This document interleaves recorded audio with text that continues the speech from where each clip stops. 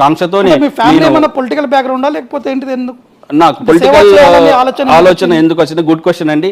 చిన్నప్పటి నుంచి మా నాన్నగారు కూడా గ్రామ స్థాయిలో పొలిటికల్గా ఉన్నారు. సో ఆ విధంగా నాకు అది వచ్చింది. మా నాన్నగారు కూడా చాలా న్యాయంగా మాట్లాడేవారు. ఎప్పుడైనా కూడా నా వ్యక్తిగతంగా నా మంచి కోసమే ఆలోచించడం అనేది మా నాన్న ద్వారా వచ్చింది. అలాగే మా అమ్మగారు కూడా ప్రస్తుతం ఎంపీపీగా ఉన్నారు. మా తమ్ముడు కూడా రాజకీయంగా కొన్ని పదవులు చేశారు.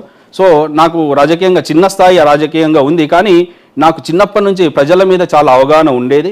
నేను చిన్నప్పుడు చదువుకున్నప్పటి నుంచి కూడా 6వ తరగతి నుంచి కూడా నేను ప్రజల గురించి ఆలోచించేవాడిని.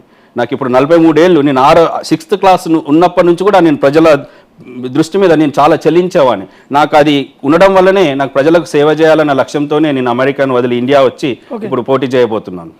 అంటే ముఖ్యంగా ఇక పొలిటికల్ సంబంధించిన విషయానికి చూసుకుంటే ఓకే, ఆల్రెడీ 10 ఏళ్ల పాటు బీఆర్ఎస్ పార్టీ అధికారంలోకి వచ్చి అవి చేసాము ఇవి చేసాము సమస్యలు అనేది లేవు, మేము ఎటువంటి జైరాబాద్ పార్లమెంట్ నియోజకవర్గాలు కూడా అనేక అభివృద్ధి చేపట్టామని చెప్పి బీబీ పాటిల్ కూడా 2 సార్లు గెలిచినటువంటి అభ్యర్థి ఇప్పుడు మళ్ళీ పోటీ చేస్తున్నారు. వారు చెప్తున్నారు, దానికి ఏం చెప్తారు మీరు? బీబీ పాటిల్ గారు అన్ని అసత్యాలు చెప్తున్నారండి. బీబీ పాటిల్ గారికి అసలు మన ర్యాంకింగ్ ఇస్తే ఎంపీలలో అట్టడుగున ఉంటారు. ఆయన ఏది ఒక్క పని కూడా చేయలేకపోయినారు. ఆయన మొదటి టర్మ్లో వచ్చిన ఎంపీ ల్యాడ్స్ అంటే అరకొర నిధులు వస్తాయి. ఆ నిధులు కూడా ఆయన సరిగ్గా ఖర్చు పెట్టకపోవడం వల్ల రిటర్న్ వెళ్ళిపోయినాయి. అంటే ఆయన పనితనం ఎలా ఉందో చూడండి. ఆయన బడా పారిశ్రామికవేత్త, ఎంతసేపు ఆయన కాంట్రాక్ట్ల మీద దృష్టి ఉంటుంది తప్ప ప్రజల గురించి ఏనాడు ఆలోచించింది లేదు. ఇప్పుడు కూడా మిగతా 5 ఏళ్ళు కూడా ఆ విధంగానే చేశాడు. ప్రజలకు స్థానికంగా లేడు, ఎప్పుడు కలవలేదు, ఏ ఊరికి రాలేడు. ఆయన ఎలాంటి అభివృద్ధి చేయలేకపోయారు. ఎక్కడ అభివృద్ధి లేదండి. జైరాబాద్ పార్లమెంట్ అనేది అత్యంత వెనుకబడిన ప్రాంతం.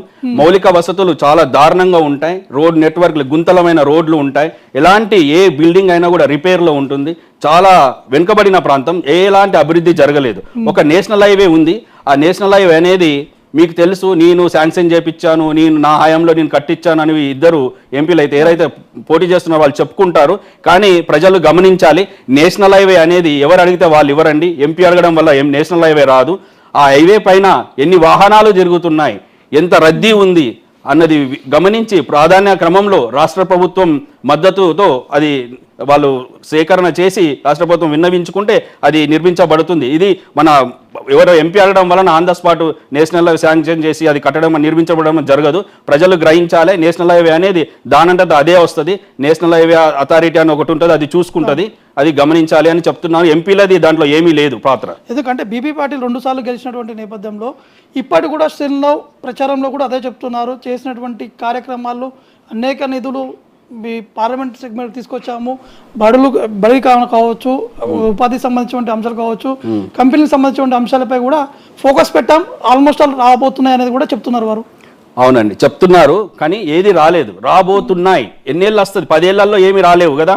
ఆయన ఏం చెప్తారంటే, నేను శాంక్షన్ తీసుకొచ్చాను, ఇక్కడ లోకల్ ఉన్న బీఆర్ఎస్ ఎమ్మెల్యేలు నాకు సహకరించలేదు కాబట్టి నేను అది స్థానికంగా ఏర్పాటు చేయలేకపోతాను సాకులు చెప్తున్నాడు.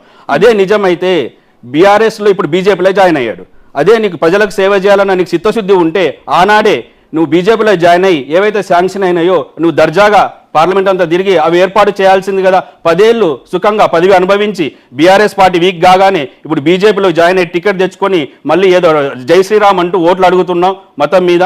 అది నేను చెప్తున్నాను, బీబీ పాటిల్ గారు 10 ఏళ్లలోనే మీరు ఏమి చేయలేకపోయారు, ప్రజలు గ్రహించారు. మీరు మళ్ళీ గెలిచిన ఇంకొక 5 ఏళ్ళు కూడా ఏం చేయలేరు. జై శ్రీరామ్ అనే నినాదం కూడా తీసుకొచ్చారు. బీజేపీ దక్షిణాది రాష్ట్రాల్లో కూడా ఎక్కువగా ఫోకస్ పెడుతున్నారు.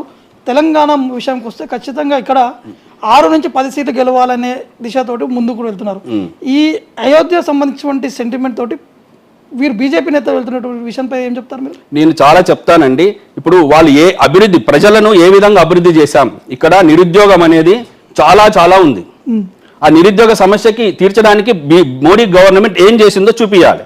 మౌలిక వసతులను అభివృద్ధి చేయడానికి ఏం చేసిందో చూపించాలి. ఆ విధంగా ఓట్లు అడగాలి. కానీ అందరూ హిందువులే ఉంటారండి, మెజారిటీ ప్రజలు. నువ్వు అట్లా అడగడం అనేది చాలా రాంగ్. అదే కాకుండా అయోధ్య అనేది అందరిది ఉంది అండి. ప్రతి ఇంటి నుంచి రాయి పోయింది, ప్రతి ఇంటి నుంచి విరాళం పోయింది. మనమందరం ఎన్నో ఏళ్ల కళ. అది ఎవరో మోడీ చేసింది కాదని ప్రజలు గ్రహించాలి. అద్వానీ గారు 30 ఏళ్ళు దానికోసం రథయాత్రలు చేశారు, రామజన్మభూమి ట్రస్ట్ అనేది పెట్టారు. ఎంతో మంది మనం కోరుకున్నాం, అది ఎన్నో సంవత్సరాలు సుప్రీంకోర్టులో కేసులో నాంచి చివరికి తీర్పు ఇచ్చారు. ఆ తీర్పు ఇవ్వడంలో ఎప్పుడైనా గుర్తుపెట్టుకోవాలి ప్రజలారా, సుప్రీంకోర్టు తీర్పులో మన గవర్నమెంట్ జోక్యం ఏనాడు ఉండదు. అది జరగడం వల్ల ఆల్రెడీ దాన్ని కట్టడానికి కావాల్సిన సరుకు అన్ని సామాగ్రి ప్లాను ఎవ్రీథింగ్ ఉంది కాబట్టే అది రామజన్మభూమి అనేది కట్టడం జరిగింది.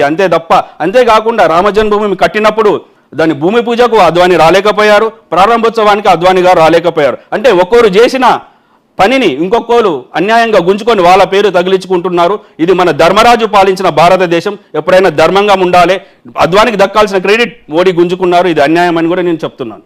ఎస్, అంటే ముఖ్యంగా ఇప్పుడు కాంగ్రెస్ పార్టీ సరే బీజేపీ బీఆర్ఎస్ కాంగ్రెస్ పార్టీ ప్రధానంగా తెలంగాణలో ఎక్కువగా గెలవాలి, ముందుకు వెళ్ళాలి, ఎక్కువ సీట్లు సాధించాలని చెప్పి అనేక ప్రయత్నాలు చేస్తున్నారు.